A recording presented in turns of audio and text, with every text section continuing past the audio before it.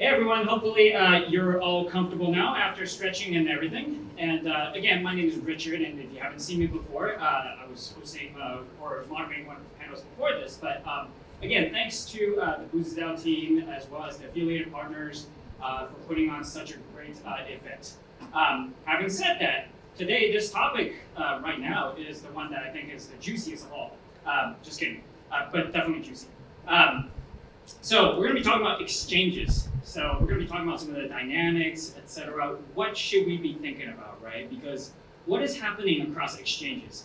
I've been hearing stuff about finance. I've been hearing stuff about SPF. Anyone, SPF, right? Arrested today. So suffice to say, you know, and allow me to say this, what the fuck is going on, right? So we'll take it away with experts. My name is Richard. I'm a Web3 investor, founder of Iterative Ventures. Take it away, Henry. Yeah, please introduce yourself. Hi everyone, my name is Henry. I'm CEO at BTSE. BTSE stands for Buy, Trade, Sell, Earn. We're a global trading platform and crypto exchange. We also focus a lot on fiat on-off ramps and white labeling of wallets and exchanges for customers around the world. Hi everyone. Hi, I'm Richard, Henry, Josh. My name is Winston. I'm the co-founder and CEO of XREX. XREX is a blockchain-based financial institution, and we focus in providing business solutions for cross-border remittance for small medium business that dealing in the emerging countries. And we also provide crypto exchange solutions, custody, and staking for the retail customers.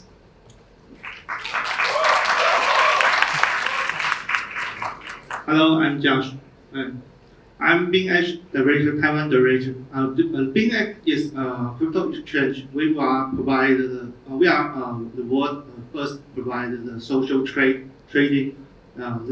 This our major product. So you can use social trading on BingX. Okay.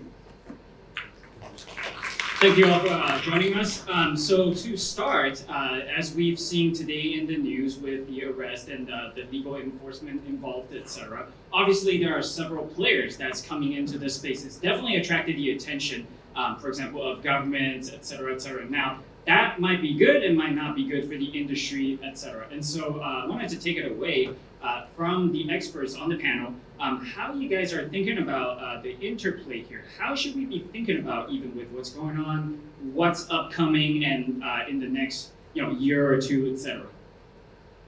So there's two parts, right? The first part is the user, and the second part is who they interface with, which is a company that's either an exchange, a wallet, a service provider of sorts. So for the users, they obviously are a lot more careful, right? Because a lot of them had a lot of faith in a lot of the larger companies, most of which are underwater, and many people right now need bailouts, many people need merger acquisition opportunities to stay alive, and users are pulling their funds off platforms and moving to other ones. So for users, they just have to be careful and understand which exchanges have an active community that they can interact with, a place where they can go to and ask questions and they get answered. So user confidence is something that is currently of a lot of interest. As for companies, regulation obviously is something we're going to talk about today. In terms of regulation, I think exchanges, if we were to talk about exchanges specifically, they're like regional banks, right? And every exchange has to be regulated and governed in the regions they operate in. And in those specific regions that don't have regulations, it's important that they at least try to follow some sort of set of standards and operating practices that are done well elsewhere. So in the state of the market today, liquidity is thin, right? People are trying to figure out where to go to next. They're looking for where the next volatility is going to be if they're a trader. But in the backdrop of all of this, it's basically trying to figure out how do we be more careful and how do we pay more attention to where our funds are being held. Okay, so much to say about the recent incidents, but I want to state out financial institutions, financial industries doesn't have difference between the crypto or the traditional. It is a financial industry. Whatever had happened recently, this is nothing new. It's nothing that it shouldn't have happened. So it's okay for the crypto world. We say it's a new technology, but we got to understand it's not a new industry. There are things that we can do. There are things we shouldn't do it. What what I'm seeing is the whole thing is like there is already a framework for the industry, but then crypto being a very rather new player coming to the industry, we are not taking account the continuation of the experience of the traditional financial industry for the last 100 years. We started really from the ground. And frankly speaking, whatever happened today is just nothing new. Like for myself, it's 2013, I've been in this space. I've seen a lot. The only reason this particular incident attracted so much attention is one reason, because the last 2 years, a lot of this institutional size of the investors coming in. And exchanges are getting licenses. And then we just made the regulator looking so bad, so bad. So I think it's really just it's the whole thing is all together. Okay, we can ask the regulator, you issue license, but then where is the regulations and how you practice your regulations? The exchange is just oh come on, it's not even the crisis of the crypto economic or the cryptocurrency. It's just a company failed in practice. It's just failed in practice, the basic things of running a company. Really, there's no self-governing. There's no due diligence. There's no risk control. There's nothing. There's nothing there. So I think it's just ridiculous. But yeah, next 2 years it will be so difficult because we just made the regulator looking so bad. So I think the next 2 years is going to be very hard for any exchange. We just have to tighten our hands and prove to ourselves that within the technology of itself, how much can we do to be self-regulated before we acquire any licenses. It's going to be very, very difficult for the regulator to issue this, and this will prove ourselves first. So I think that we all have to be ready. Yeah, I'm totally agree. The crypto is not new industry. This is old industry. And the crypto exchange thinking about how to bring more opportunity for the people to investigate or to increase your events. Then I think about the next 1 year or 2 years is very, very hard because now is I think about it is very, very bad time for our crypto industry now. But I still believe in the future we will get the more license, more government involved. Our industry we will get better. Thank you. So as we've all heard from the panelists here that this industry obviously going through some storms right now, and depending on how this industry behaves, it could lead to different outcomes. Now, as we've seen in the Lehman collapse back in 08, 09, etc., obviously regulators came in, it made the industry more illiquid, etc. That might actually reduce profitability. So I'd be curious for the panelists here, what do you guys think we should do so then we could hope for a better outcome here? I mean, when you say outcome, as in the entire industry picking up, right, moving forward. Right, exactly. In the sense that it can ensure a certain level of profitability and innovation, right? And while at the same time mitigate these harms that we've been seeing in the last few weeks, months, etc. Okay, so in terms of mitigation, we also have to remember, there's a topic around, okay, which companies can prove their reserves, which companies prove their solvency. In order for the industry to move forward, everybody has to be transparent. FTX also had to prove their reserves. Right? Obviously, that didn't work out so well, right? So it's about picking and choosing the right operators in the space, making sure that you guys are building on projects and products that are sustainable, that actually have a long-term utility game plan, that actually bring, let's say, a profitable business to the table, like you're saying, right? So if we're taking a look at what is the outcome for Web3 or Web 2.5 or any sort of crypto infrastructure project going forward, now is still the best time to be building, right? And as these regulators get together and they figure out, how they want to consolidate, how they want to plan together to allow industry to grow, you guys still have to keep innovating because, in my personal opinion, innovation front runs regulation, always. But it doesn't mean that regulation is bad. It's actually good. It just sometimes people are a little slower, right? You also have to think ahead. If you're a company, if you're an exchange in the space, it's also a question of can you guys get to the table and contribute to what the regulators are talking about? Some of these regulators are very, very informed and educated, and some of them generally are not. How can you help them so that they can do their jobs better, right? How can you be at the table? There's a saying in our industries, like if you're not at the table, you're on the menu. So make sure you guys are contributing to this space as best as you can. I think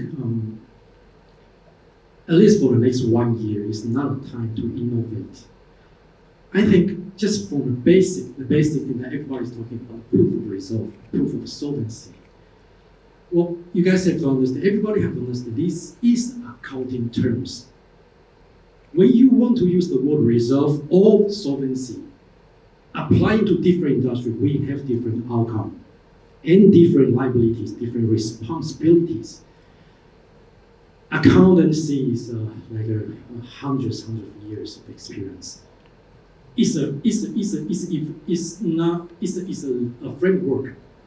So we have to have start a dialogue, the right dialogue between the traditional financial industry and the crypto one, not like we're walking to parallel, right? So we don't have to reinvent everything, right? So I believe everyone who's operating exchange, we all understood the current versions of any proof of reserve and proof of solvency that any company, any exchange has published already. There is a loophole. You know it's incompletely proven. Minimum things only. I mean, I don't want to see people still trying to track people's wrong trust again, because eventually it's going to be the next problem. We face the next problem. So I think we all should decide, let's do a real thing. Okay, I don't know if it's going to call us proof of reserve or proof of solvency, but we got to make it right. We got to start connecting to the real world of accounting entries and real world of everything. We are not in two different industries. Unless we do that, unless we prove that, okay, it's not going to be easy for us. It's like we really go to tighten our hands and legs and still have to run, right? It's like before the trust issue, what is so defined as a good exchange? The market efficiency. It is a market efficiency, but then we really just screw it up again and again. Now is the time, okay, tighten our hands. It's going to be very costly for all of us. But do the real thing. Then it's our time to cry, not the users. Us to cry to regulators. See, we did everything right. The technology can support here. It's a time to invite real auditors who could understand, making things easier for them to audit, for users to verify. Here's a crypto. This is blockchain. We don't want trust, but verify. I think these next 2 years, we all have to do the real thing. Okay, everyone talking about proof of reserve. Yes, this is a big topic. Every exchange will show you a proof of reserve, but can you believe me? So I'm thinking about this. This is a big topic, and every exchange may show a proof of reserve soon. But we think about we should have more input to the reserve, so then people can get trust our industry again. Because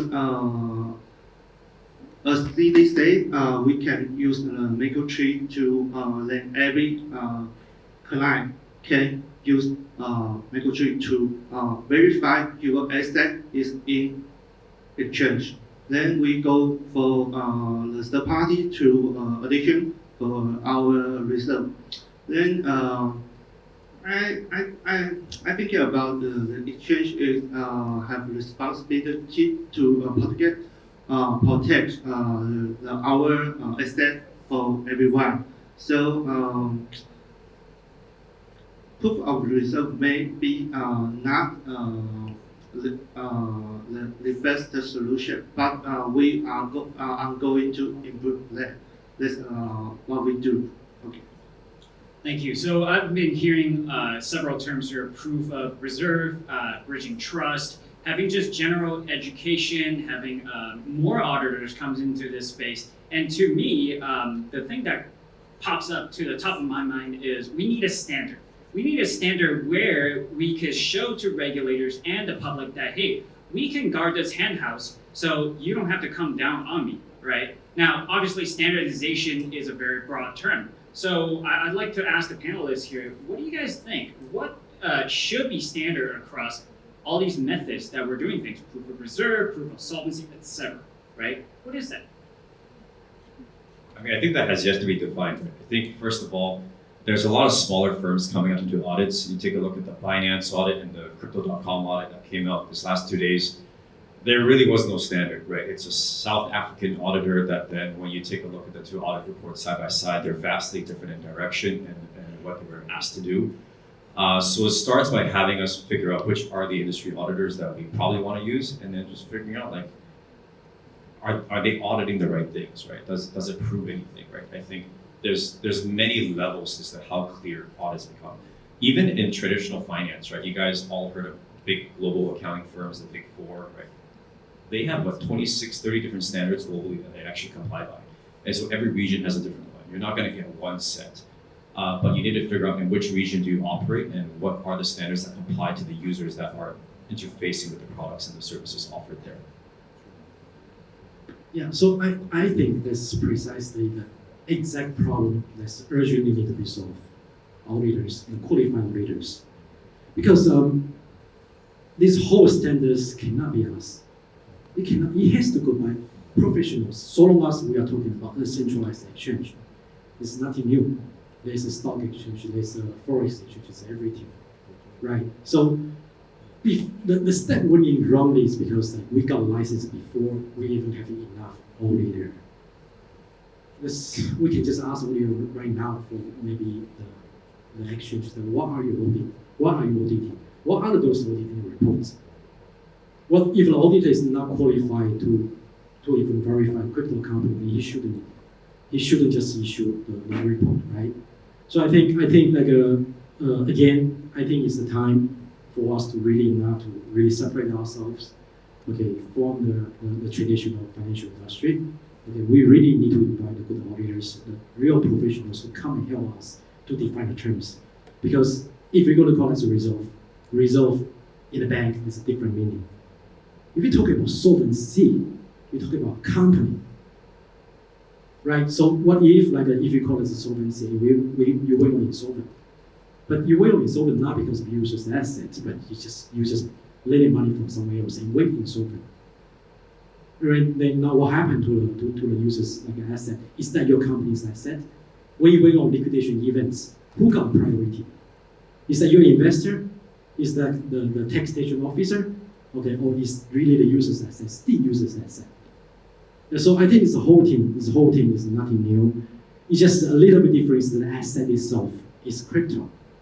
Okay, so we need the real leaders. We need to really massively. Last 2 years we produced so many traditional investors, institutional investors coming into the space. Now is the time we need auditor coming to the space to help.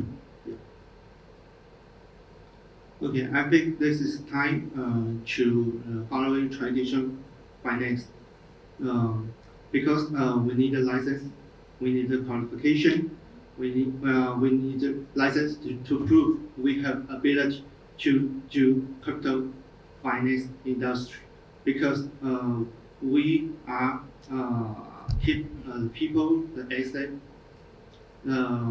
in the Web3. So this moment reserve or a group is very important. So we need to qualify. This is our next generation. This is what we need. Okay. Thank you. So it seems like to come up with standard, and there are multiple standards, there are many dimensions to it. Now, obviously, it's going to take a couple years, right, working with regulators, coming up with a standard that everybody can agree on and to safeguard users. Now, before we get there, obviously there's still going to take some time.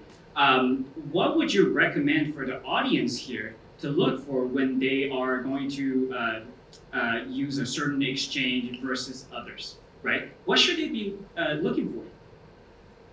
I'm going to flip the question back to you because this is a bit biased coming from me, and I just want to ask you, you're a user, right? You're a Web3 investor, you're an infrastructure builder. What do you use for crypto exchange and why? Well, I'm a moderator here, so I might be biased here. So I'm actually wanting to ask you for a reason because, why are you building your exchange the way that you're building, right? What is it that you are doing in order to safeguard users? So it starts with it's never going to be a perfect solution immediately, right? It's step by step. So whether it's what we talked about today, whether it's working with the right auditing firms, whether it's being transparent and letting people know, hey, look, this is our company, this is who we are, here's the community of people you talk to. If you guys have questions that are a lot deeper, here's who you can speak to from the right departments. Are you in one of our asset management products? Are you in one of our trading products? Did we give you a trading line of credit, and why are we calling that back, right?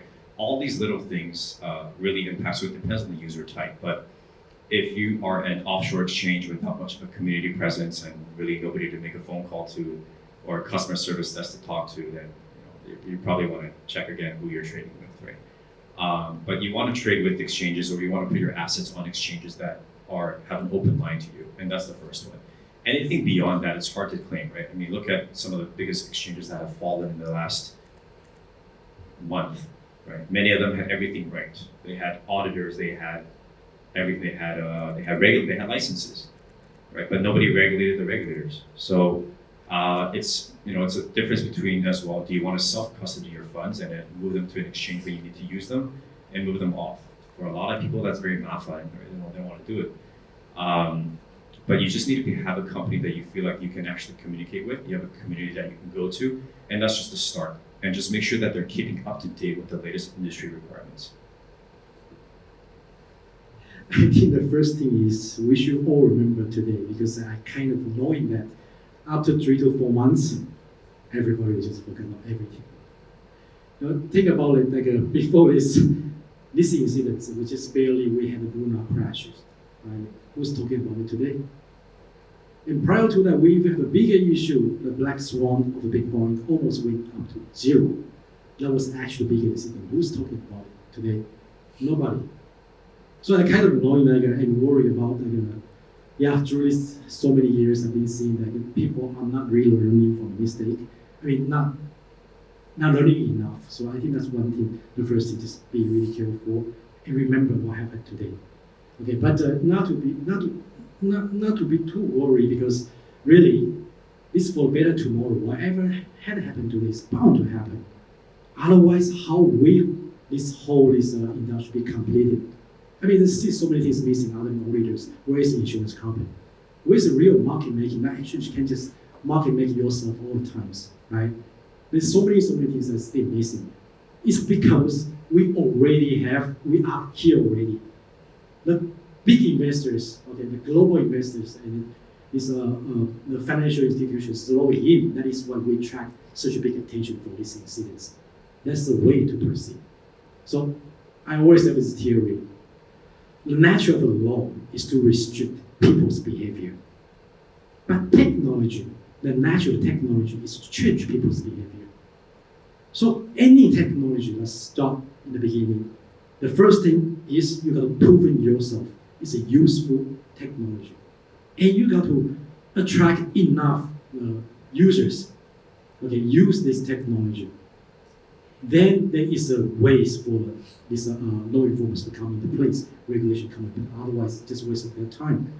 Throughout the way, if you just really produce massive, there's only two outcomes. One is you really successfully proving yourself with a massive adoption. Then yes, the laws and regulation will ban, okay, will land, okay, let the industry form.